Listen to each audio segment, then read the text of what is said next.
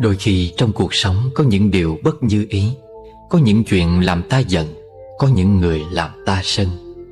Vậy thì dặn lòng phải nhẫn nhịn thôi.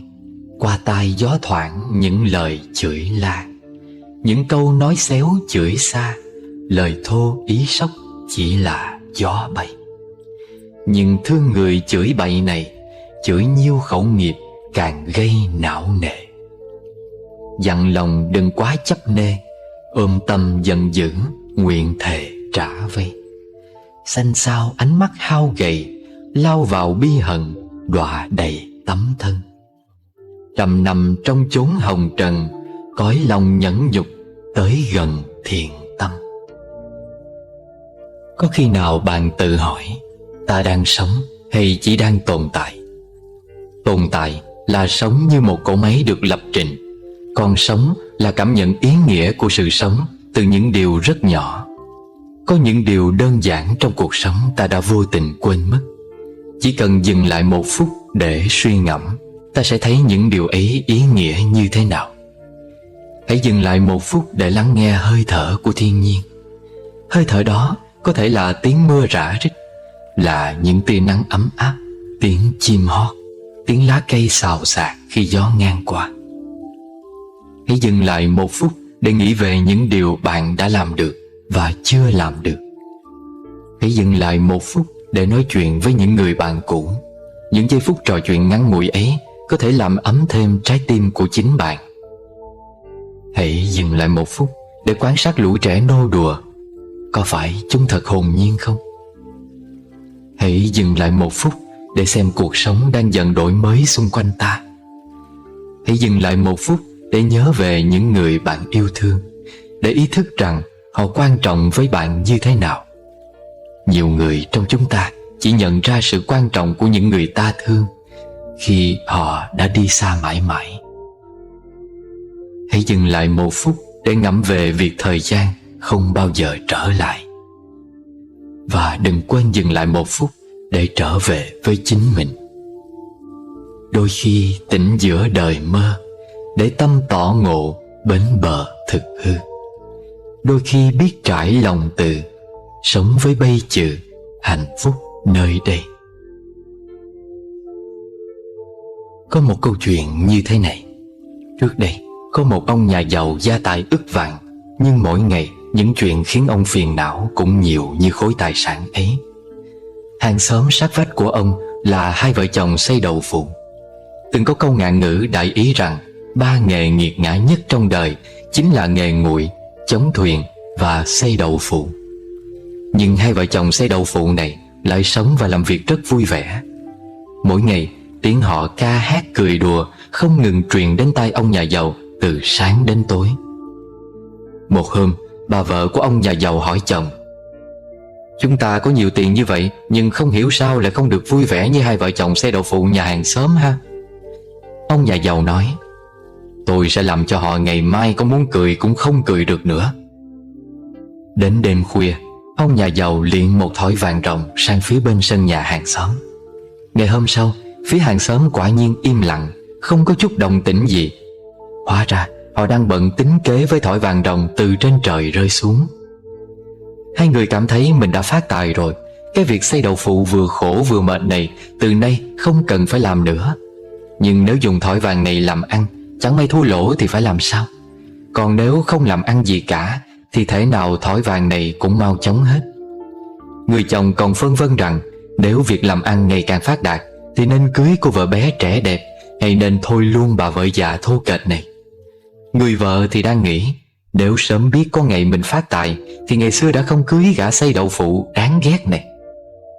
Mới hôm qua hai vợ chồng còn vui vẻ hạnh phúc biết bao, mà hôm nay đã không còn tâm trạng nào để nói cười với nhau nữa. Nỗi buồn phiền đã bắt đầu xâm chiếm hết tâm tư của họ. Điều khiến cho hai vợ chồng càng đau khổ hơn là tại sao ông trời lại không rơi xuống thêm mấy thỏi vàng nữa để họ có thể thực hiện ngay mọi suy tính trong đầu. Câu chuyện này giúp ta nhận ra rằng cuộc sống vốn không có phiền não, nhưng khi ngọn lửa dục vọng được đốt lên, phiền não sẽ lần lượt kéo đến gõ cửa lòng ta. Cuộc sống vốn không có đau khổ, nhưng khi ta bắt đầu suy tính thiệt hơn, lòng tham sẽ bắt đầu trỗi dậy, đau khổ sẽ lần lượt kéo đến quấn chặt lấy thân ta. Đến phút cuối cùng, người có thể cứu vớt chúng ta ra khỏi khổ đau chẳng ai khác ngoài chính chúng ta.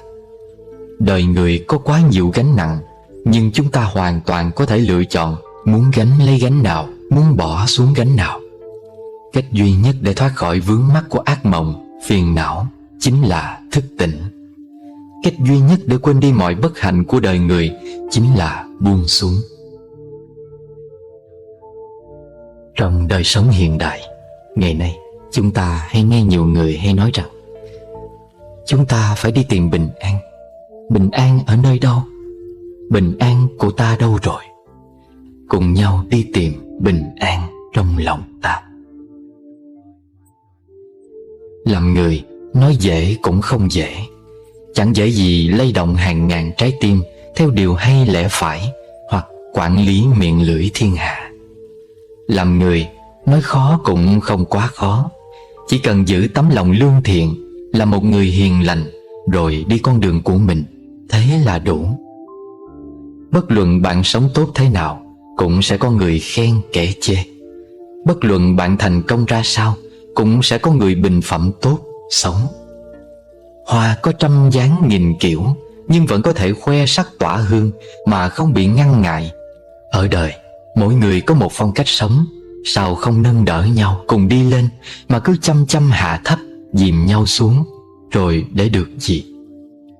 Đúng sai, phải trái, tốt xấu là do góc nhìn khác nhau của con người. Điều quan trọng không phải là nhất định san bằng những dị biệt, mà là giữa những dị biệt đó ta san bằng được sự hơn thua, đố kỵ, cố chấp trong chính cõi lòng của ta. Khi một người được hỏi rằng hạnh phúc là gì, thì người đó đã trả lời: hạnh phúc có nghĩa là những gì hoàn hảo trong cuộc sống đã được đủ đầy, đã được lấp đầy và đã được tìm thấy. Nhiều người luôn muốn trở nên hoàn hảo hơn và nghĩ rằng sự hoàn hảo sẽ đem lại hạnh phúc. Nhưng sự thật là ta vẫn có thể hạnh phúc dù không hoàn hảo. Chuyện kể rằng ngày xưa có một hình tròn rất tự hào về thân hình hoàn hảo đến từng mm của mình. Một sáng nọ thức dậy, nó bỗng giật mình khi thấy mình đã mất một góc lớn hình tam giác. Quá buồn bực, hình tròn quyết định khăn gói lên đường đi tìm mảnh vỡ đã bị mất. Vì không còn hoàn hảo nữa nên nó lăn rất chậm chạp. Trên hành trình của mình, từ chỗ buồn bã vì mình không còn hoàn hảo, nó dần chuyển sang khoan khoái, đón ánh nắng ấm áp, lắng nghe tiếng chim hót trên những cành cây. Nó ngợi khen những bông hoa đang khoe sắc tỏa hương bên vệ đường. Nó thủ thỉ tâm tình cùng sâu bọ. Nó đã được thấy rất nhiều chuyện hay ho. Nó đã tìm được rất nhiều mảnh vỡ, nhưng chưa có mảnh nào thật sự vừa vặn với nó cả. Thế là nó lại tiếp tục đi tìm. Trải qua nhiều ngày nhiều tháng, một ngày kia vòng tròn tìm được một mảnh ghép hoàn toàn vừa khít với mình. Nó sướng run. Bây giờ nó lại hoàn hảo như xưa rồi. Nó ghép mảnh vỡ kia vào rồi lăn đi. Nhưng ơ kìa, sao nó lăn nhanh thế? Nhanh đến nỗi các bông hoa bên đường nhòe đi trong mắt nó. Tiếng chuyện trò của sâu bọ bị bạt đi trong gió. Vòng tròn nhận ra thế giới xung quanh nó đã trở nên khác hẳn khi nó lăn quá nhanh. Nó bèn dừng lại, đặt mảnh vỡ bên đường, rồi tiếp tục chậm chậm lăn đi với thân hình không còn hoàn hảo. Bài học mà hình tròn này tặng cho tất cả chúng ta chính là ta không cần phải trở nên hoàn hảo mới cảm thấy hạnh phúc. Bởi nếu thứ bạn cần là tiền, thì tất cả những gì bạn nhận được chỉ là tiền, không hơn. Còn hạnh phúc lại là một cảm nhận hoàn toàn chủ quan, được thể hiện qua sự hài lòng với cuộc sống, cách bạn cảm nhận về mọi thứ xung quanh, sự thanh thản, bình yên trong tâm hồn, chứ không nhất thiết phải liên quan đến tiền bạc, vật chất. Đức Phật dạy rằng khổ nạn của con người thường bắt nguồn từ tham, sân, si. Vì vậy, để sống hạnh phúc, bạn nên buông bỏ bớt ham muốn của bản thân và chấp nhận sự bất toàn là một phần tất yếu của con người. Buông bỏ chính là biểu hiện của người có trí tuệ. Biết buông bỏ thì mới có thể hạnh phúc. Ta nên sống sao khi cuộc đời vốn không phải lúc nào cũng êm xuôi như ý? Sau đây là những câu trả lời của bậc thiện tri thức giúp chúng ta tìm thấy hướng đi của mình trong đời. Hỏi: làm sao cân bằng vui vẻ và bi thương? Đáp: khi vui hãy nhớ tới lúc buồn, khi buồn hãy nghĩ tới lúc vui. Vui quá hóa buồn, buồn quá hóa bi quan. Hỏi: có sự vĩnh viễn không? Đáp: hầu như con người ai ai cũng đều cảm thấy đời vĩnh viễn và còn rất xa. Thật ra mọi sự nó có thể ngắn ngủi đến nỗi chúng ta không thể nào ngờ tới. Hỏi: những thứ mất đi có nhất thiết truy đòi không? Đáp: ngẫm cho kỹ đi, những thứ mất đi kỳ thực chưa bao giờ thật sự thuộc về bạn. Thế nên không cần thương tiếc, càng không cần truy đòi. Hỏi: cuộc sống quá mệt mỏi, nên làm sao cho nhẹ nhõm đây? Đáp: cuộc sống mệt mỏi, một nửa là do sinh tồn, một nửa là do dục vọng và ghen tị, oán hờn của mỗi người. Hỏi: làm thế nào nắm giữ hôm qua và hôm nay? Đáp: chớ để quá nhiều hôm qua và mai sau chiếm ngự vào ngày hôm nay của bạn. Như thế tạm gọi là đã nắm giữ hôm nay. Hỏi: nên đối với bản thân và đối với người khác như thế nào? Đáp: hãy đối với bản thân tốt một chút, vì cuộc đời không dài. Hãy đối với người bên cạnh tốt một chút, bởi kiếp sau chưa chắc có thể gặp gỡ. Hỏi: lễ phép nên được giải thích ra sao? Đáp: xin lỗi tức là chân thành, không dối gian tức là phong độ. Nếu bạn trao chân thành nhưng không nhận lại được sự tử tế, điều đó có thể chứng tỏ đối phương đã cư xử rất vụng về và vô tình.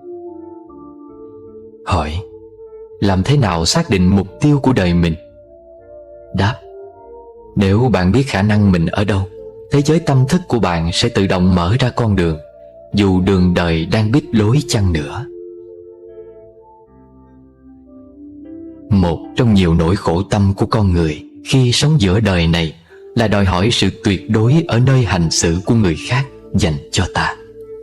Khi ta biết chấp nhận sự tương đối từ những người khác, thì những hạnh phúc sẽ có mặt trong tầm tay và tận hưởng ngay phút giây hiện tại. Khi ta biết chấp nhận sự tương đối, lòng ta sẽ thêm độ lượng, tin yêu con người và cuộc đời, bớt bất mãn và thất vọng.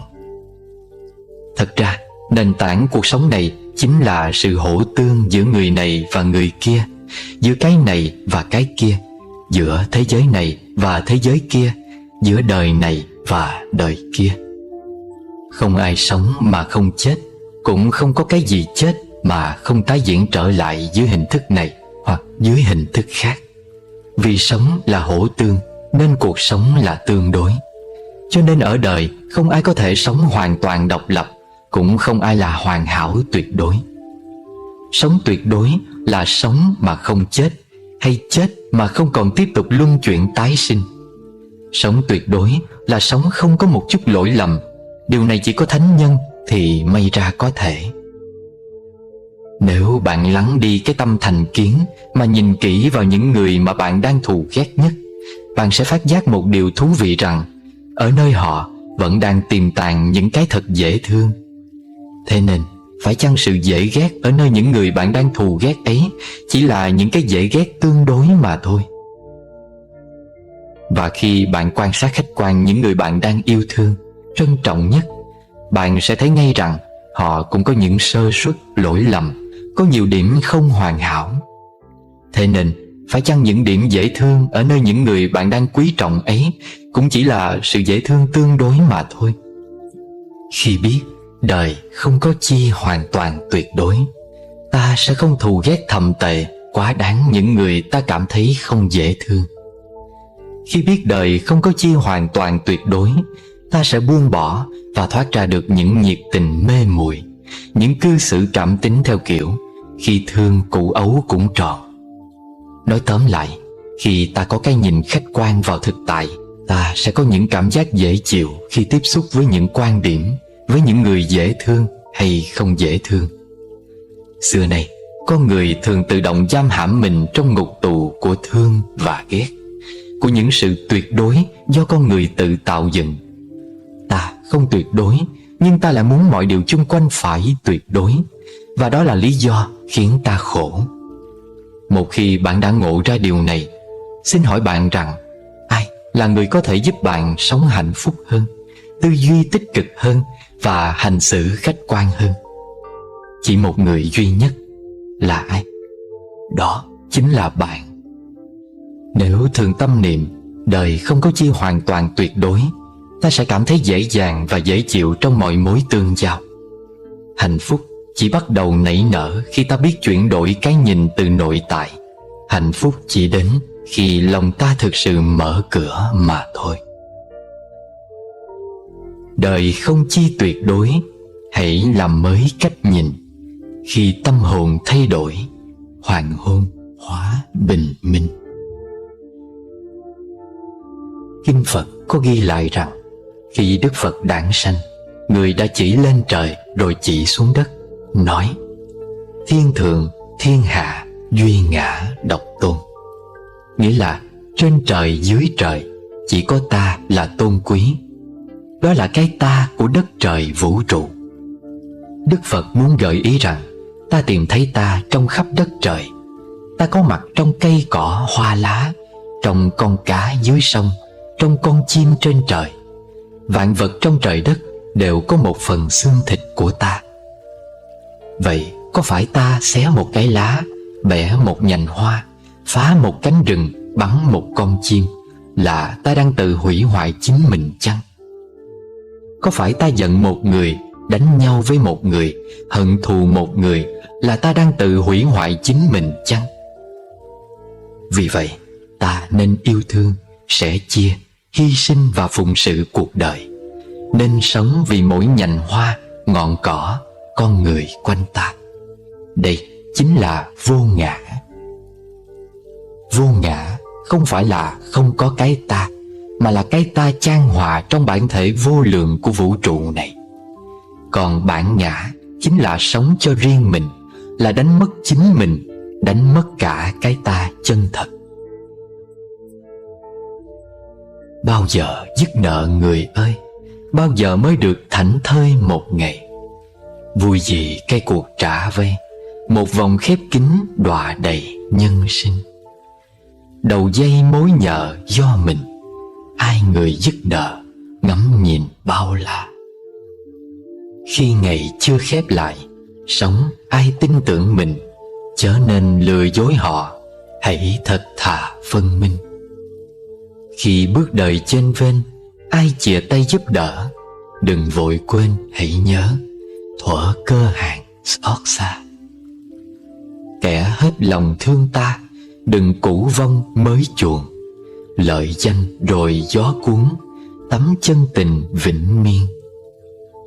Biển sống đời ngửa nghiêng, về ngồi yên tĩnh lặng, hết mưa rồi lại nắng, hận sầu thành an nhiên.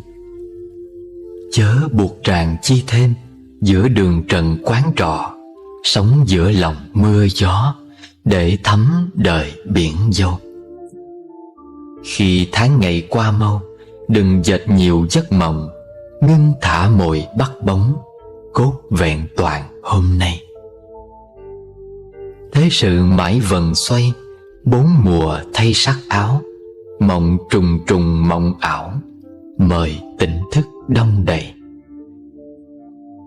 Khi đời chưa khép lại, hãy sống đúng bây giờ, đừng muộn màng sực tỉnh lúc đời vào cơn mơ.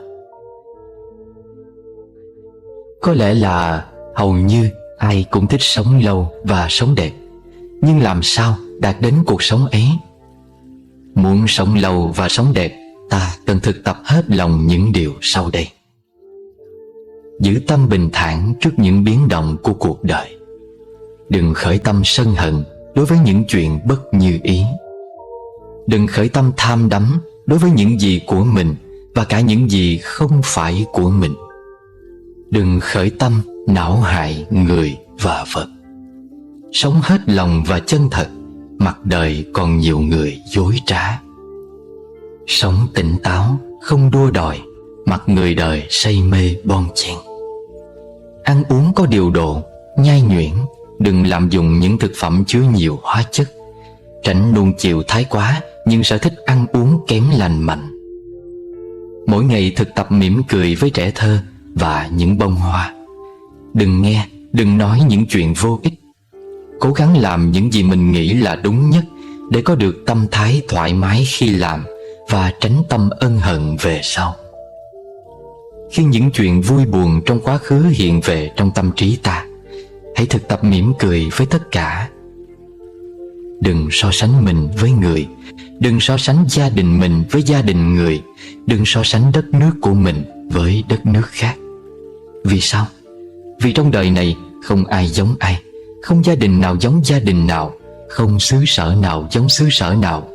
Thế nên ta không cần phải so sánh. Việc so sánh chỉ khiến tâm ta sinh mặc cảm hoặc đua đòi theo. Kết quả là ta sẽ mệt mỏi.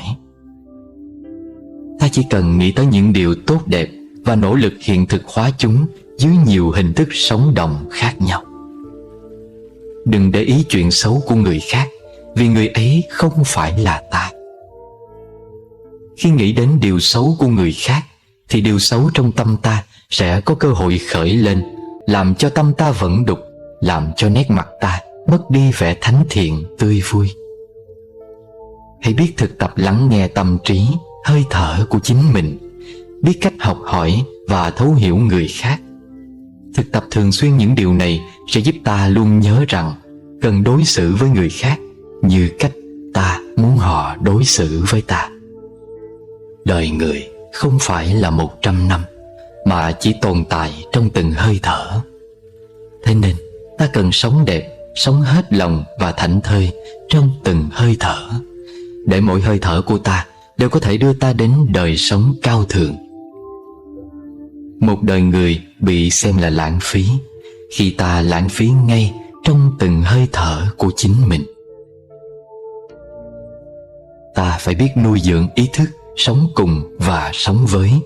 Nếu không có ý thức này, ta sẽ bị cảm giác cô đơn đánh lừa, và ta sẽ bị chết đói ở trong cảm giác ấy. Ta đừng khởi tâm tranh giành với bất cứ ai trên cõi đời này, vì chẳng có ai là số một, cũng chẳng có ai là quan trọng cả. Số một và quan trọng chỉ là những ảo giác do ngã tưởng biến hiện mà thôi. Ta phải biết ở giữa đời không có ai xấu và tốt một cách quá đáng. Mọi sự xấu tốt trên đời đều sẽ tự thay đổi khi có cơ duyên. Rèn được suy nghĩ này thì ta sẽ không rơi vào cạm bẫy của sự hy vọng hoặc thất vọng thái quá. Ta thực tập để tự biết khả năng và giới hạn của mình trong lúc tiếp xử với mọi người và muôn vật, để khỏi mắc những lầm lỗi đáng tiếc, khiến về sau dẫn sinh tâm ân hận. Ta phải thực tập hành đầu tư những gì tốt đẹp vào tâm thức ta và vào trong cuộc sống của ta. Đó là hành đầu tư có ý nghĩa và lâu dài nhất. Trước khi bắt tay kinh doanh bất cứ lĩnh vực nào để kiếm tiền, ta cần biết đầu tư và kinh doanh những gì tốt đẹp trong tâm thức ta trước, khiến tâm hồn ta ngày càng phong phú, giàu có. Mỗi ngày khi mặt trời mọc và lặn, ta hãy thực tập nghĩ đến những gì tốt đẹp. Mỗi ngày ta hãy dành 1 giờ thực tập những việc khó nhằm nuôi dưỡng ý chí và nghị lực. Chính ý chí và nghị lực này sẽ giúp ta vượt qua những khó khăn và đạt được thành công. Đừng tự phong thánh bản thân, cũng đừng để ai phong thánh cho mình. Hãy biết tạo điều kiện cho những hạt giống thánh trong tâm mình biểu hiện ngay trong những hành động của mình mỗi ngày. Và cũng đừng quên giúp những hạt giống thánh nơi người khác cùng sinh khởi nhé. Đừng nói nhiều về đạo đức từ bi, mà hãy sống từ bi đạo đức ngay trong từng hành động của mình đối với mọi người và muôn vật. Cuộc sống lâu dài và đẹp nhất là cuộc sống được nuôi dưỡng bởi tình yêu thương giản dị. Chắc hẳn một số người trong số chúng ta sẽ biết câu chuyện này. Một ngày nọ, người cha gọi ba đứa con trai đến và nói: cha đã già yếu rồi, trong khi cơ nghiệp tổ tông cần người tiếp quản. Các con đều thông minh, tài giỏi. Quả thật, cha không biết phải chọn ai để giao phó trọng trách này. Bây giờ mỗi con hãy đi lấy giấy và viết ra những ưu điểm của bản thân và khuyết điểm của hai người còn lại, rồi sau đó đưa tờ giấy cho cha. Cha sẽ xem trong các con ai là người thấu hiểu và có cái nhìn sáng suốt nhất, thì sẽ giao lại cơ nghiệp cho người ấy. Chỉ một lát sau, hai người con đầu quay lại và đưa cho cha những tờ giấy kín đặc chữ. Chỉ có cậu con út là mãi chưa hồi đáp. Buổi tối hôm ấy, người con út ngập ngừng đến bên cha. Trong tay cậu ta là tờ giấy trắng tinh. Cậu nói: thưa cha, con bất tài nên không thể tìm ra ưu điểm của bản thân, cũng không thể tìm ra khuyết điểm nào của hai anh. Vậy con mong cha hãy giao cơ nghiệp cho hai anh của con tiếp quản. Người cha nghe vậy nở nụ cười rạng rỡ. Ông đã tìm ra người có đủ mọi phẩm chất kế thừa cơ nghiệp của tiên tổ rồi. Chỉ những ai thực sự khiêm tốn và trong tâm không chất chứa những khuyết điểm của người khác thì mới có thể chí công vô tư trong mọi việc. Nếu chỉ nhìn vào những khuyết điểm của người khác, ta sẽ không thể biết rằng họ cũng còn rất nhiều ưu điểm đáng được khích lệ, ngợi khen. Hết thảy những mối quan hệ trong cuộc đời mỗi chúng ta đều vì duyên, vì nợ mà thành. Mỗi kiếp người chỉ có 100 năm để thương yêu, quý mến ai đó. Thế nên, đối với người khác, đôi khi ta cần biết nhắm một mắt, mở một mắt để quên đi những khuyết điểm của họ, để có thể tập trung nhìn vào ưu điểm. Đôi khi ta cần biết giả khờ để bao dung những lỗi lầm. Làm được như vậy thì ta sẽ vui vẻ hơn biết bao nhiêu, phải không? Sẽ sai sót nếu nghĩ mình luôn đúng, và mọi người ai nấy cũng đều sai. Người biết sống, sống giữa nghìn khác biệt, vẫn nhìn nhau, thông cảm, biết quan hoài. Thỉnh thoảng ta hay suy nghĩ về cái chết và sự mong manh của đời người, như một người vừa trải qua một cơn thập tử nhất sinh. Những suy nghĩ đó sẽ tiếp thêm cho ta sức mạnh để dám bứt mình khỏi những điều phù phiếm. Nếu chỉ còn một ngày để sống, liệu ta có còn bon chen, hối hả, giành giật với đời, với người? Liệu ta có còn tỏ ra trì trệ, lười biếng, hời hợt với bản thân? Liệu ta có còn vô tâm, vô cảm, toan tính với những người xung quanh? Liệu ta có còn buông thả tâm mình theo những thú vui vô nghĩa? Có còn giữ trong lòng những hận thù, oán ghét, những hành động xấu ác? Liệu ta có còn thốt ra những lời nói, làm những hành động làm tổn thương người khác? Hay ta chỉ muốn một sớm mai bình yên, ngồi dưới hiên nhà, muốn ăn một bữa cơm đạm bạc với gia đình, muốn nhìn kỹ ánh mắt của những đứa con thơ, nhìn kỹ nét tần tảo, chịu thương chịu khó của cha mẹ, muốn nói điều gì đó để làm người thương vui lòng? Khi đối diện với cái chết, ngay cả những dòng máu thật lạnh, những trái tim thật băng giá cũng sẽ nồng ấm lại. Khi đối diện với cái chết, những được, mất, hơn, thua, những tham vọng vật chất, những hận thù sâu đậm đều không còn đáng kể nữa, đều sẽ mờ phai đi, nhẹ tên. Khi không còn thời gian để chọn nhiều hơn, người ta tự khắc biết chọn thứ đáng quý nhất. Họ sẽ chọn suy nghĩ yêu thương thiện lành. Họ sẽ chọn sống chân thành, tử tế với người. Họ sẽ chọn việc ý nghĩa để làm. Họ sẽ chọn lời dễ thương để nói. Họ sẽ chọn ánh mắt hiền để nhìn cuộc đời. Họ sẽ chọn đôi tay ấm để nắm lấy tay người khác.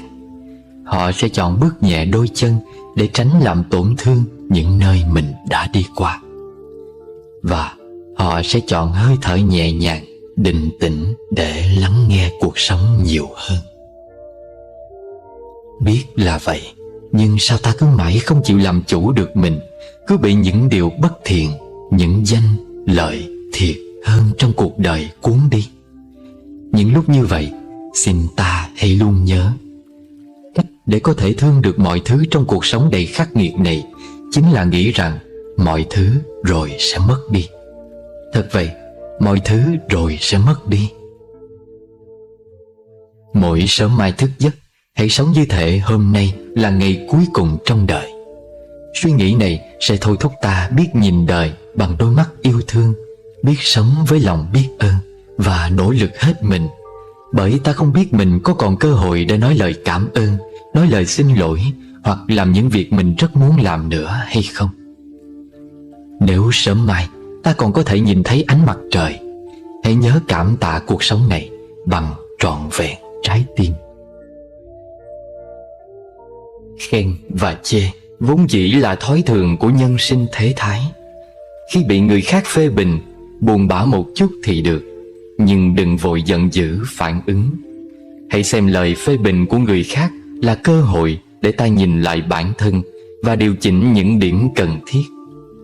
Khi được người khác tâng bốc, vui vẻ một chút là được, nhưng đừng vội cho đó là sự thật. Phần lớn lời khen là để lấy lòng người khác. Thế nên ta đừng để những lời ngon ngọt làm trỗi dậy sự kiêu căng, tự mãn. Nếu cuộc đời thật sự khổ đau, ta sẽ không còn thời gian để than thở. Nếu cuộc sống quá lam lũ, ta sẽ không còn sức lực để trách hờn. Nếu đã thật sự cùng cực, sao ta vẫn còn tâm trạng kể lể khóc than? Bất kể ở đâu hay lúc nào, hãy nhớ rằng mình sống là cho chính mình. Thế nên mình làm công việc gì cũng được, miễn không thẹn với lòng và luôn cố gắng làm tròn bổn phận. Số mệnh từ nội tâm sanh. Khi chọn một con đường, tức là ta đang quyết định vận mệnh của mình. Ta đừng quá bận lòng về quá khứ, hãy sống trọn vẹn với hiện tại và hướng tầm nhìn về tương lai. Làm được như thế thì ngày mai đời ta chắc chắn sẽ tươi đẹp hơn. Một lần kia, giọt nước mắt hỏi thầm ngọn sóng: bạn và tôi cùng vị mặn giống nhau. Bạn hạnh phúc vỗ về trên bãi cát, kiếp đời tôi nhỏ xuống cõi lòng đau. Vì là sống tôi xóa nhòa tất cả, bao đau thương cùng trăn trở muộn phiền. Bạn rơi rớt bên ngoài, trong giữ lại, nên xuân về hồn vẫn cứ đông miên. Tuy chúng ta có cùng nhau vị mặn, song cách mình đón nhận chuyện khác nhau. Đời bể khổ, ta có quyền không khổ. Biết bỏ, buông, tôi vượt thoát u sầu. Vì hy vọng đã nhuốm màu tuyệt vọng, vì sum vầy đã ẩn giấu chia xa, vì thần tượng nên một ngày vỡ mộng, vì mãi tìm nên hạnh phúc chẳng nhìn ra. Đời lắm lúc không như mình mong đợi, ước mơ nhiều, hiện thực được bao nhiêu. Bạn cứ mãi xây lâu đài trên cát, rồi rưng rưng những mất mát trong chiều. Giọt nước mắt thân hình tuy rất nhỏ, nhưng nỗi niềm có thể ví trùng dương. Và đợt sống mang thân hình vĩ đại, mối đau đời nhỏ bé tợ như sương. Có một vị thiền sư đã từng nói rằng, biết từ bỏ những điều này tức là biết sống. Từ bỏ việc đổ lỗi cuộc đời, từ bỏ khuynh hướng ưa kiểm soát người khác, từ bỏ tâm lý sợ khó khăn khi chưa bắt đầu công việc, từ bỏ tâm lý luôn cầu toàn và trách móc bản thân, từ bỏ những rào cản ngăn bạn thay đổi, từ bỏ khuynh hướng thích gây sự chú ý, từ bỏ suy nghĩ chủ quan rằng mình luôn đúng, từ bỏ khuynh hướng nhìn người ta để sống và sống để cho người ta nhìn. Vậy chúng ta đã từ bỏ được bao nhiêu điều trong số 8 điều trên? Có một câu chuyện về một người thợ xây tuổi đã cao. Có người thợ xây già nọ đã làm việc chăm chỉ, chuyên nghiệp cho hãng thầu xây dựng nọ suốt nhiều năm. Một ngày kia, ông ngỏ ý muốn xin nghỉ việc để an hưởng tuổi già bên gia đình. Hãng này rất luyến tiếc khi sắp thiếu đi một người thợ giỏi, tận tụy, giàu kinh nghiệm, cho nên đã đề nghị ông cố gắng xây một căn nhà cuối cùng trước khi thôi việc. Ông miễn cưỡng nhận lời. Với ngôi nhà cuối cùng này, người thợ già làm việc qua quyết, chọn những vật liệu kém chất lượng, miễn sao bề ngoài ngôi nhà đẹp đẽ là được. Mấy tháng sau, khi căn nhà được xây xong, người chủ trao cho người thợ già chiếc chìa khóa căn nhà ấy và nói: ông đã phục vụ hãng rất tận tụy suốt nhiều năm qua, góp phần tạo nên thành công của hãng. Để tưởng thưởng cho sự đóng góp này, hãng xin tặng ông chính ngôi nhà mà ông vừa xây xong. Ông thợ xây vô cùng bàng hoàng. Nếu ông biết rằng mình đang xây ngôi nhà cho chính mình, thì chắc chắn ông đã làm việc cẩn thận, đã chọn lựa những vật liệu có chất lượng tốt nhất. Này, ông phải sống trong căn nhà mà chỉ mình ông biết nó kém chất lượng. Trong cuộc sống, nhiều người cũng giống như người thợ già kia, thường tạo dựng một đời sống hào nhoáng, tạm bợ, mà không mấy chú trọng tới chất lượng của đời sống. Nhiều khi ngồi kiểm điểm bản thân, ta sẽ nhận ra mình đang phải gánh chịu những hậu quả của những bê bối, sai trái trong quá khứ. Ta chính là kiến trúc sư chính trong công trình mang tên đời ta. Đời sống hiện tại của ta là kết quả của sự tạo dựng trong quá khứ.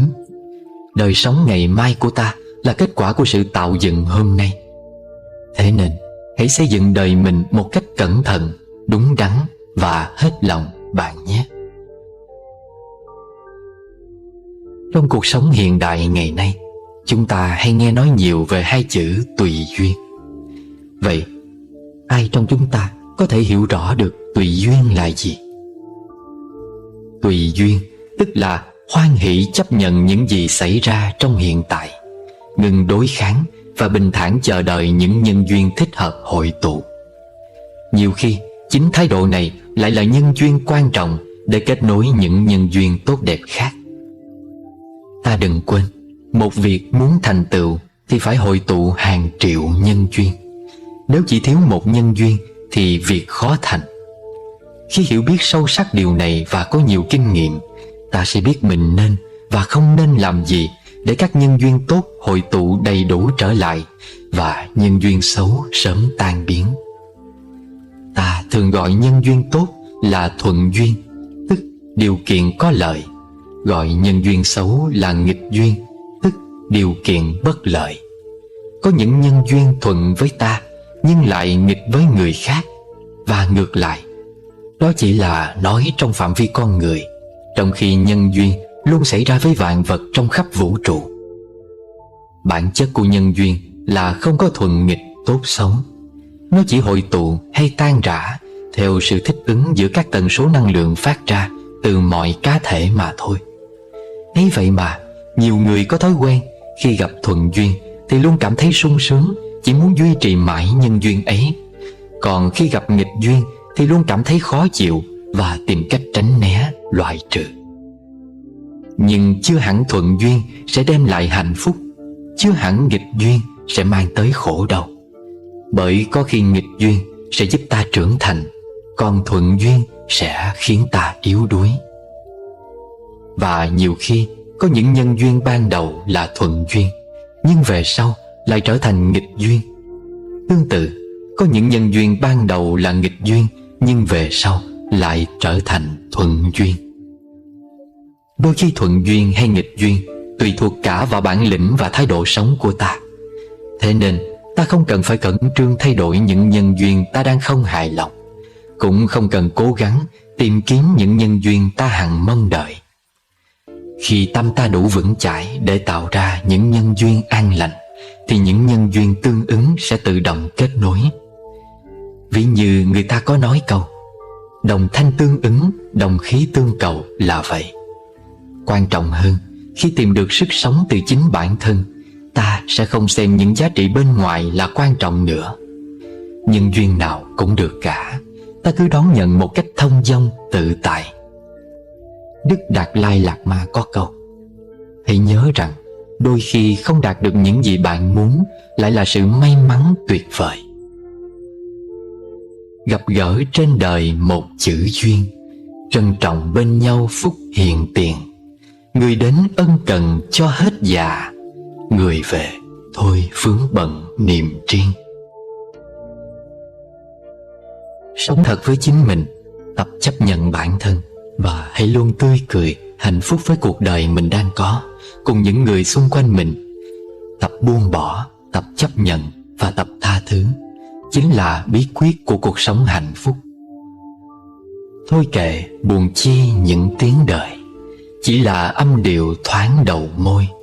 Nghe khen càng thích, chê càng khổ, thế sự muôn trùng vẫn cứ trôi. Thôi kệ sầu chi chuyện được thua, tuồng đời tăng giáng lúc tôi vua. Ai khôn mà chẳng dăm lần dài, rồi cũng phù vân ngọn gió đùa. Muôn sự trên đời do nghiệp duyên, hiểu ra thanh thoát mọi ưu phiền. Trong mơ ai biết đời hư ảo, thả mồi bắt bóng tự luân chuyên. Thôi kệ, thôi đừng trách thế nhân, đừng nhìn lỗi họ để bâng khuâng. Nhân tình thế thái xưa nay vậy, thánh thiện thì ai ở dưới trần. Thôi kệ, chi rồi cũng sẽ qua, giận hờn tham oán nặng riêng ta. Gỡ cặp kính màu cho bớt khổ, mắt nhầm trong đời vàng đốm hoa. Sống giữa nhân hoàng mấy chục năm, nói năng thì dễ, khó là câm. Đời trôi ta nhọc vì ôm giữ, vui buồn sướng khổ tại nơi tâm. Trong Kinh A Hàm, Đức Phật dạy, người làm thiện cũng giống như mặt trăng, người làm ác cũng giống như mặt trăng. Vì sao vậy? Vì người làm thiện giống mặt trăng từ mùng 1 đến rằm, ngày càng sáng tỏ thêm lên.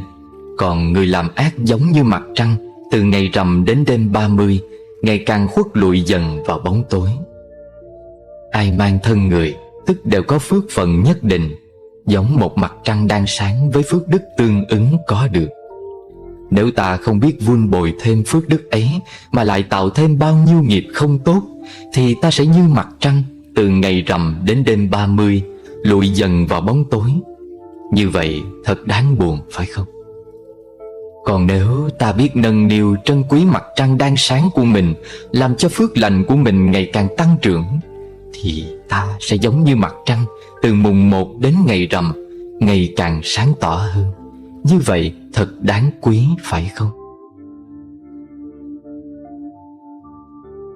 Giữa người với nhau chỉ có một sự khác biệt rất nhỏ, nhưng chính sự khác biệt nhỏ ấy sẽ quyết định con người thất bại hay thành công, đau khổ hay hạnh phúc. Sự khác biệt đó chính là tâm lượng và thái độ sống. Có lần Đức Phật dạy rằng loài người được chia làm hai hạng. Một hạng như cái giếng nước ở ngã tư đường cho muôn người sử dụng, một hạng như cái giếng nước nằm trong rừng sâu, hiếm ai dùng được. Hạnh phúc thay, nếu bạn được người khác lợi dụng, điều đó chứng tỏ rằng bạn có giá trị nên người khác mới trông mong, nhờ cậy. Thế thì ta không nên sợ bị người đời lợi dụng, chỉ sợ lòng mình hẹp, chẳng ai dám cậy nhờ. Tâm ta giống như một con đường, ta càng tính toán, càng lắm mưu nhiều kế, thì con đường ấy càng cụt. Đường rộng không bằng tâm rộng, tâm rộng một tấc, đường rộng một trường. Nhà rộng chẳng bằng tâm rộng, mệnh tốt không bằng tâm tốt. Thì ra chân hạnh phúc nằm ngay trong cõi lòng, bình yên và sâu lắng, chan hòa cùng mênh mông. Người coi cuộc đời như một chiến trường thì sẽ luôn gặp phải những tranh đấu. Người coi cuộc đời như một hành trình thì sẽ luôn nhìn thấy phong cảnh. Người coi cuộc đời như bóng mây, không ngừng đổi thay hình dạng, thì sẽ luôn luôn bình thản trước những đổi thay. Cuộc đời chính là như vậy, dường như không có đúng hay sai, chỉ có chấp nhận. Hạnh phúc, thuận duyên hay khổ đau bế tắc đều phụ thuộc vào thái độ tâm của chúng ta khi đối diện với cuộc đời vốn nhiều chập trùng mưa nắng. Nhiều khi thất bại nhiều mới biết được sự đáng quý của khiêm cung và nhẫn nại. Nhiều khi thành công nhiều mới biết được sự đáng quý của dũng khí và niềm tin. Nhiều khi gặp gỡ nhiều người mới biết sự đáng quý của tình bạn chân thành.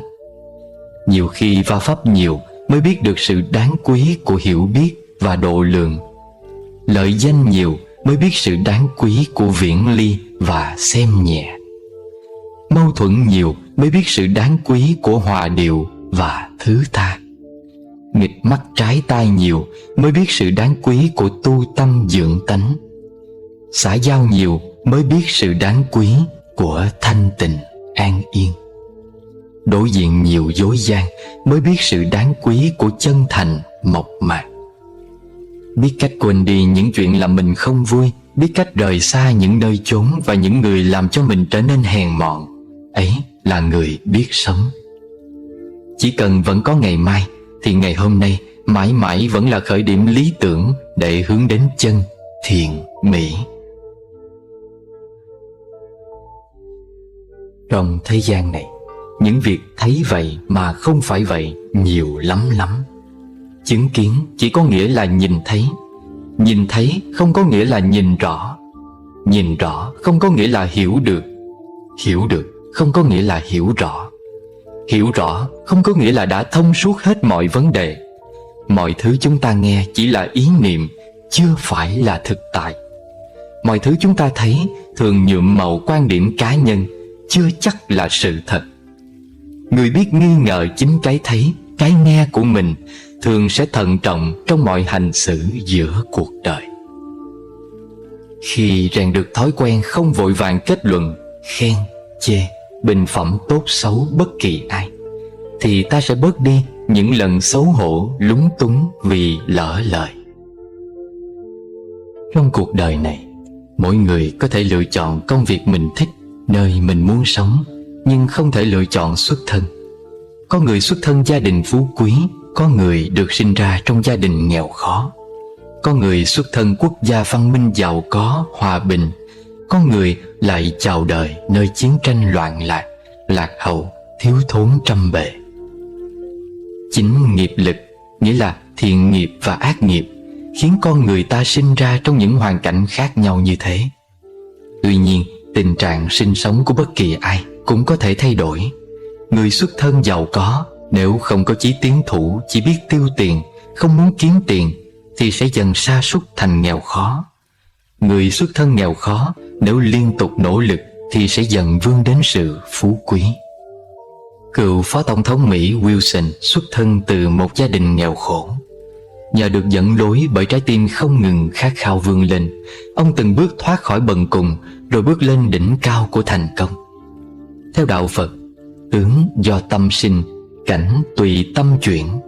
Trong đó, cảnh tùy tâm chuyển tức là một người thất bại không hẳn vì họ không có khả năng hay không có cơ hội, mà vì tự tâm họ đã nghĩ rằng họ không thể thành công. Khi họ gặp khổ nạn, cái tâm sợ khó sợ khổ khiến họ chấp nhận việc cam chịu, khuất phục. Người có trái tim rộng lớn bao dung sẽ không cảm thấy khổ nạn là bất công với mình. Người đó cũng sẽ không than thân trách phận, không oán trời hận người, mà sẽ luôn giữ tâm thái bình thản, không ngừng nỗ lực học tập, lao động để cải biến hoàn cảnh. Nhà sáng chế vĩ đại Thomas Edison cũng đã đúc kết từ chính kinh nghiệm cuộc đời của ông rằng thiên tài 1% là tài năng bẩm sinh, 99% là mồ hôi và nước mắt. Trước khó khăn khổ nạn, có người sẽ chùn bước, có người sẽ gục ngã, nhưng cũng sẽ có người can đảm bước đi. Mỗi khổ nạn trở ngại trên đường đời của ta chính là cơ hội quý cho ta rèn luyện ý chí kiên cường, nội tâm bình thản để chuẩn bị gặt hái những thành tựu lớn hơn trong tương lai. Đường đời và đường đạo giống nhau ở một điểm then chốt, đó là đòi hỏi ta phải kiên trì, nhẫn nại và nỗ lực không ngừng. Nếu một người tu hành với tâm thái cầu nhàn, buông lung, dễ vui tức là thường mê đắm trong danh lợi và những sự vui say giả tạm khác, và người đó không cố gắng tinh tấn tu học và vượt qua những nghiệp bất thiện của chính mình, thì việc tu hành của người ấy cũng như nấu cát mà mong thành cơm vậy. Có câu nhất thiết duy tâm tạo. Mỗi năm trôi qua, đừng trách cuộc đời mình sao cứ hoài dẫm chân tại chỗ, mà hãy quan sát tâm thái mình đã chuyển biến được là bao. Bạn phiền muộn là do tâm hay chấp nhất và chưa đủ rộng lượng. Bạn tức giận là vì muốn chung quanh thuận theo ý mình và lòng bạn chưa đủ bao dung. Bạn rầu rĩ là do suy nghĩ chưa đủ tích cực. Bạn lo nghĩ là do tâm trí chưa đủ thông dong. Bạn đau thương là tại chí chưa đủ kiên cường. Bạn đố kỵ là vì bạn chưa đủ ưu tú. Bạn tham muốn là vì chưa thấu hiểu vô thường. Mỗi một loại phiền não đều bắt nguồn từ chính ta. Mỗi khi chúng xuất hiện chính là cơ hội để ta quay về quan sát nội tâm, nhận ra khiếm khuyết của bản thân, rồi sau đó nỗ lực chuyển hóa.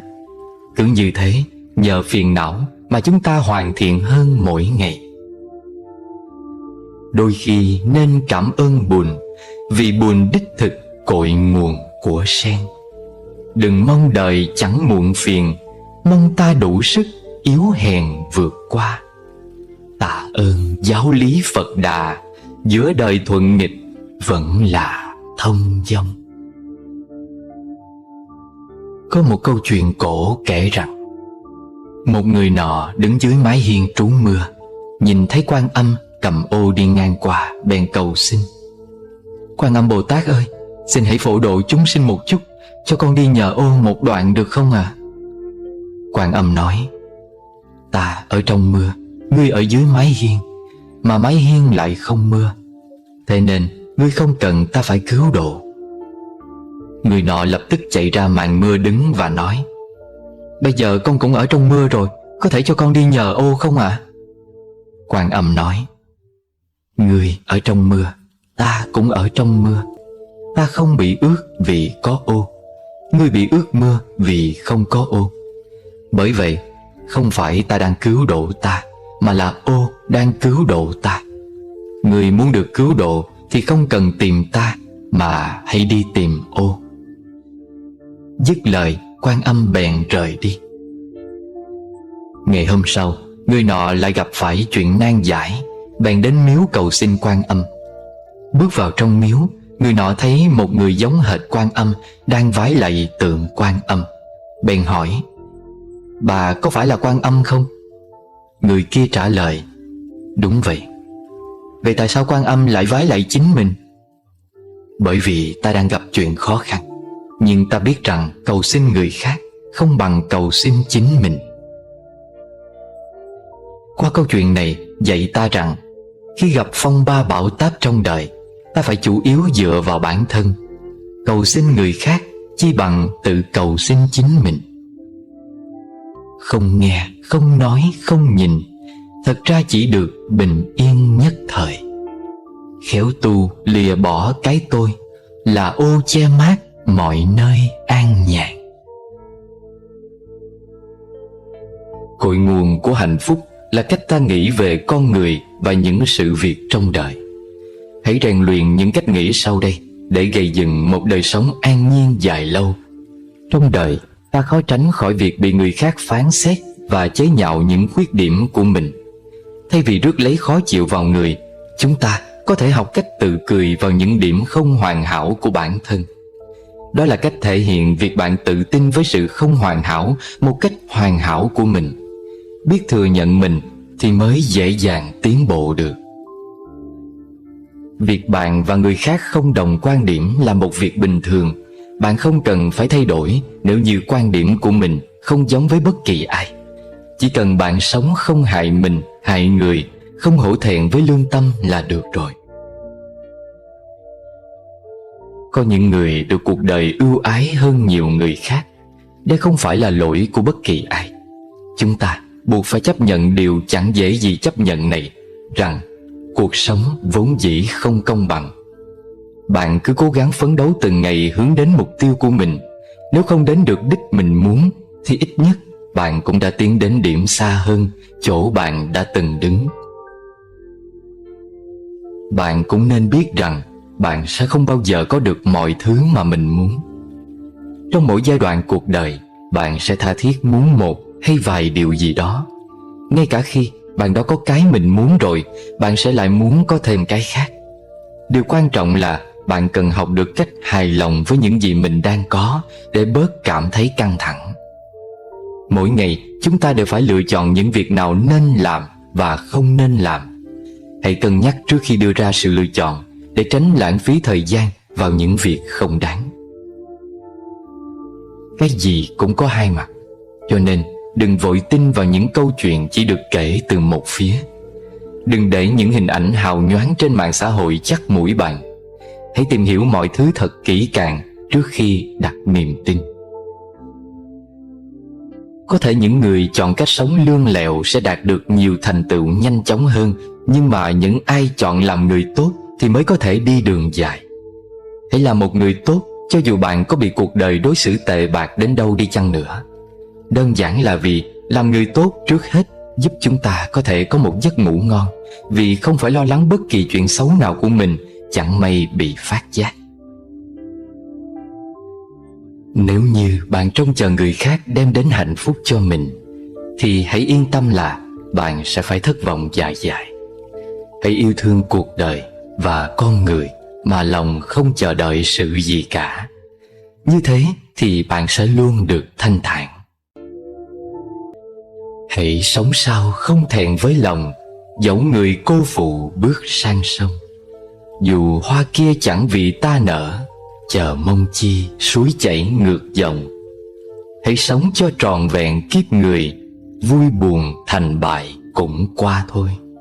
Xuân xôn xao lá chờ thu rụng, sống để thương cùng, sống thảnh thơi. Trong cuộc sống này, sự thành thật, sự lương thiện luôn luôn là một điều tối cần thiết cho mỗi người chúng ta. Sự lương thiện là vầng trăng sáng nơi tâm hồn mỗi người. Vầng trăng thiện lương có thể chiếu sáng bầu trời tinh thần, cảm hóa và thay đổi tâm hồn tất cả những ai đi dưới ánh sáng của nó. Thiện niệm là một hạt giống, thiện tâm là một bông hoa, thiện hạnh là một trái ngọt. Mỗi người sinh ra đều mang theo hạt giống thiện lương. Nếu hạt giống ấy được chăm sóc, tưới tẩm mỗi ngày thì sẽ có thể trở thành một cây xanh to lớn. Nhưng cũng có người làm mất hạt giống này, vì vậy mà dần thành người lạnh lẽo, thờ ơ. Lại có người làm bẩn hạt giống đó, vì vậy mà dần thành người nhẫn tâm, tàn ác. Không có người nào chẳng cần lương thiện, cũng chẳng có ai là không thể được cảm hóa bởi lòng thiện lương của con người. Ngay cả những trái tim cứng như sắt thép, lạnh lùng như băng, thì một lúc nào đó cũng sẽ vì một chút thiện lương mà trở nên mềm mại, ấm nóng. Hành thiện chẳng phải là gửi tiền trong ngân hàng. Người thiện thực sự không quan tâm tới tiền lời, tiền lãi. Cảnh giới cao nhất của lương thiện là không để ý tới kết quả và sự báo đáp cho những việc thiện của mình.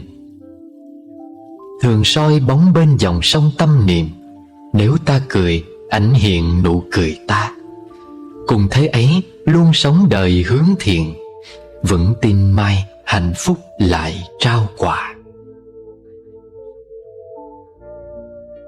Người thật tâm tu đạo thì không nên sợ gặp khốn cảnh, vì chính khốn khó mới có thể rèn luyện tâm tính, nâng cao tâm thức và giúp trí tuệ bạn tăng trưởng. Chân chính tu hành chính là tu ngay trong cuộc sống hàng ngày. Nếu bạn dùng tấm lòng rộng lượng dung nạp hết thảy, bao dung hết thảy, bạn sẽ không có việc gì là nghĩ không thông. Bạn sẽ xem hết thảy mọi người là người tốt, xem hết thảy sự tình, hoàn cảnh gặp phải đều là chuyện tốt. Đây không phải là những lý thuyết suông mà đã có thực tế chứng minh. Hãy nhớ kỹ câu nghiêm khắc đối với bản thân, rộng rãi đối với người khác. Tức là khi mình mắc lỗi sai thì hãy nghiêm khắc tự kiểm điểm. Khi người khác mắc lỗi sai thì mình đừng quá khắt khe trách cứ họ. Việc xử thế cũng như vậy. Hãy đối tốt với lãnh đạo, đồng nghiệp, cấp dưới và mọi người nói chung. Làm được như vậy thì hiềm hận giữa bạn và người tự nhiên theo tâm lượng của bạn mà ít đi. Chúng ta thường nói rằng quy luật của vũ trụ là bất biến. Nhiều người thường quên đi sự tĩnh tại. Đã vậy, còn cố hết sức làm tiêu hao chính mình mà không suy nghĩ xem nguồn gốc con người từ đâu mà đến. Chúng ta từ trạng thái tĩnh mà sinh ra, từ không không mà đến. Vì sao ta bận rộn cả ngày, đến đêm lại thấy buồn ngủ? Là vì con người cần trạng thái tĩnh, đầu óc không thể không nghỉ ngơi. Khi phải xử lý một chuyện phức tạp, khó khăn đến mức tưởng không giải quyết được, điều trước tiên ta cần làm là buông tâm xuống, tĩnh tại lại, không suy nghĩ gì hết. Lúc ấy, bỗng nhiên từ trong tư tưởng ta sẽ xuất ra một giải pháp khả thi. Đây chính là tác dụng của tĩnh.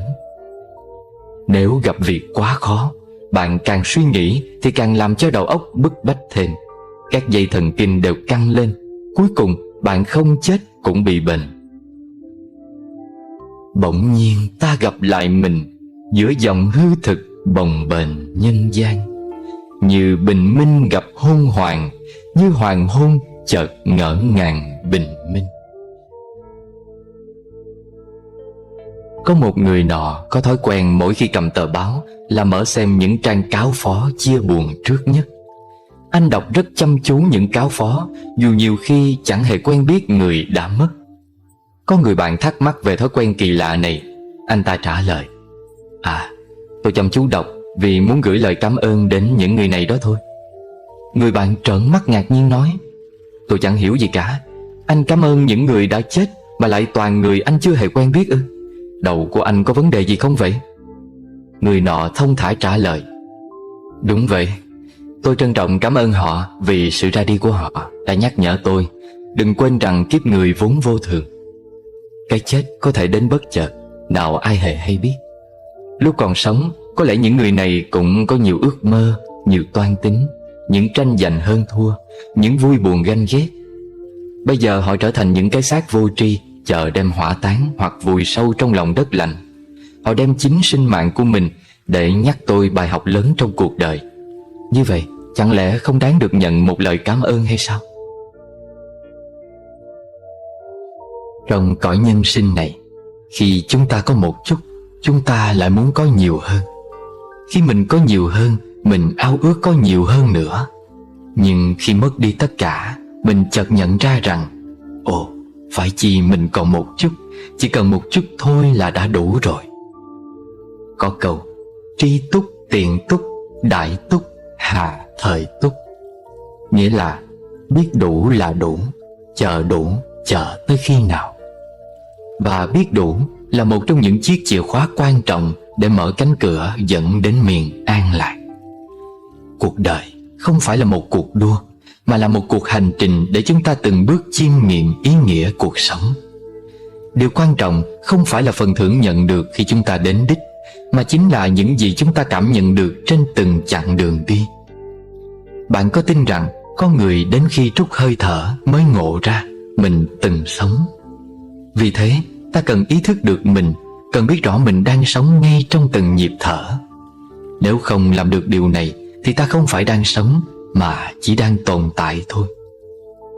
Có người vừa thức dậy sau một giấc ngủ dài và cảm thấy mình trưởng thành hơn khi phát hiện ra rằng mình có hai bàn tay, một để giúp đỡ chính mình, một để giúp đỡ những người khác. Điều gì xảy ra khi một bông hoa nở trong rừng sâu, chẳng được ai biết tới hương thơm, chẳng được ai ngắm, chẳng được ai khen đẹp đấy, cũng chẳng có ai chia sẻ niềm vui cùng? Liệu bông hoa có chết không? Có đau khổ không? Có trở nên hoang mang, sợ hãi không? Có tự tử không? Không, bông hoa cứ đơn giản nở, cứ đơn giản tỏa hương theo gió thôi. Chuyện có ai đi ngang qua khen nó đẹp hay không chẳng liên quan gì đến nó. Nó cứ dâng tặng hương thơm và niềm vui của mình cho đời, cho cái toàn thể bao la. Bạn đã an nhiên, chúng ta đã an nhiên sống như bông hoa hồn nhiên nở và tỏa hương giữa rừng sâu ấy chưa? Đôi khi bạn cảm thấy cuộc đời thật bất công, vì bạn đã cho đi quá nhiều mà không nhận lại được bao nhiêu. Nhưng thực ra khi bạn cho đi, tức là bạn đã nhận lại rất nhiều rồi đó. Đó chính là những niềm vui vô hình mà bạn không chạm vào được. Đôi khi bạn thắc mắc vì sao khi người khác buồn, bạn luôn ở bên để xoa dịu vết thương trong lòng họ. Nhưng đến khi bạn buồn thì chẳng thể tìm được ai sẵn sàng lắng nghe và thấu hiểu nỗi lòng của mình. Thật ra, không có sự bất công nào ở đây hết.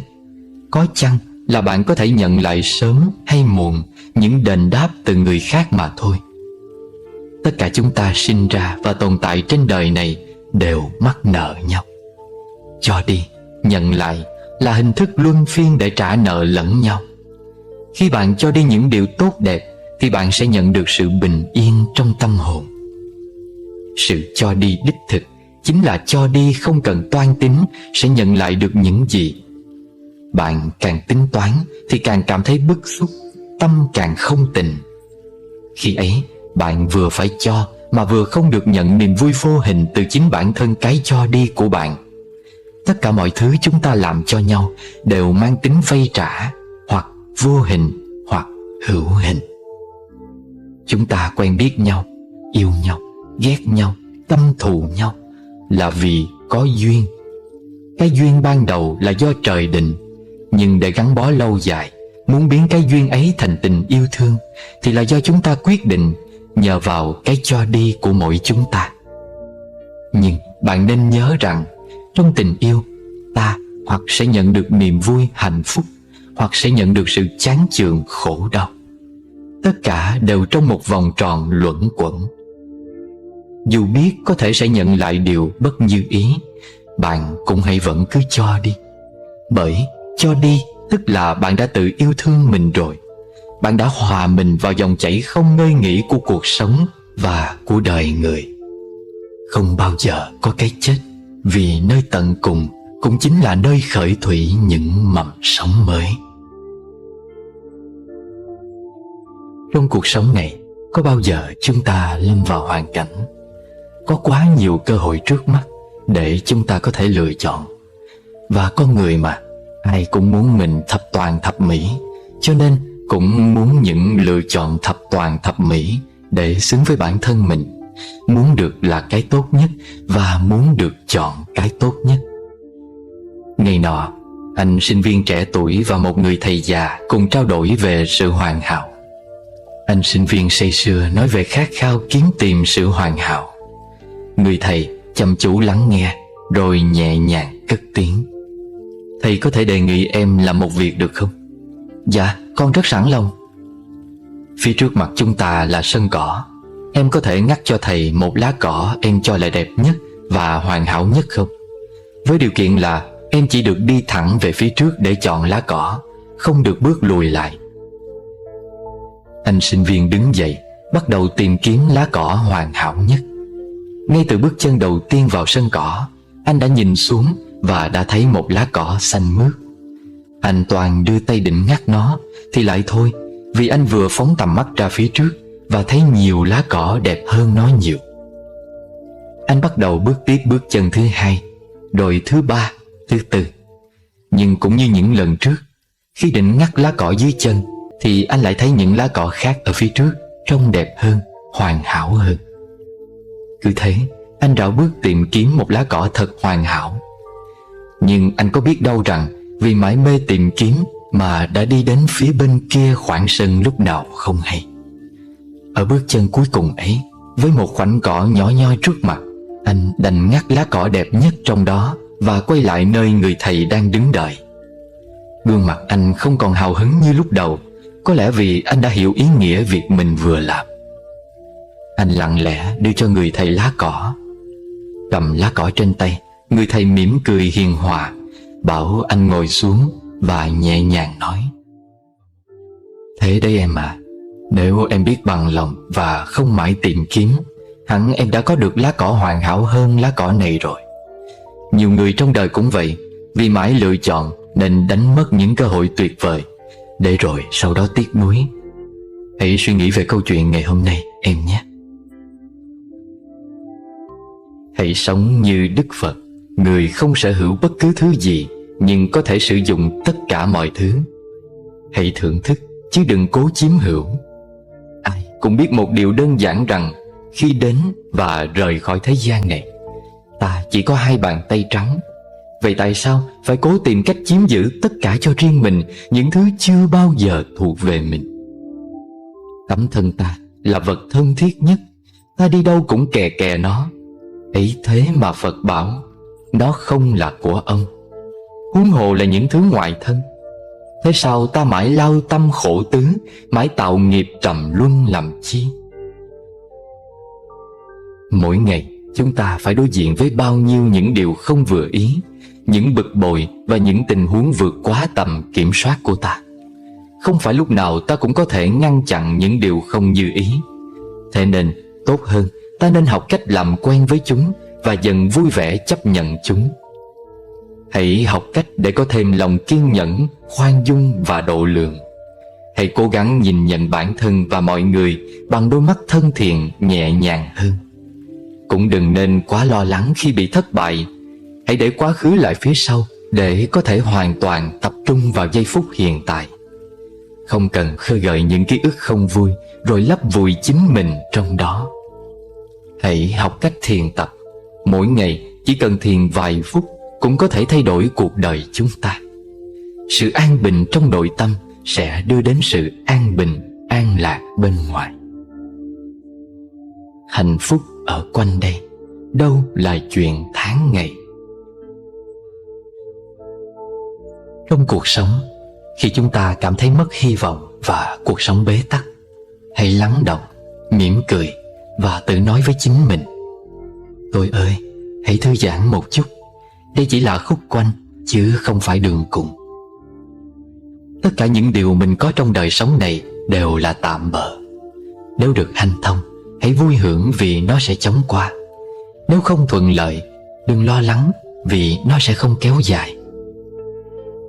Đạo đức không phải như bánh xe dự phòng để ta lấy ra làm bình phong khi xã giao bên ngoài. Đạo đức nên luôn như bánh lái để ta đi đúng đường suốt cuộc du hành ngang qua cõi tạm này. Khi người khác giúp ta giải quyết vấn đề nào đó thì hãy cảm ơn, nhưng đừng đặt niềm tin vĩnh viễn vào họ. Để khi họ không thể giải quyết những vấn đề của ta thì ta vẫn có thể tin vào khả năng và sức lực của tự chính mình. Bạn cũ là vàng, bạn mới là kim cương. Nếu ta có kim cương, đừng quên vàng. Vì muốn giữ được kim cương, ta luôn cần vàng để bọc kim cương.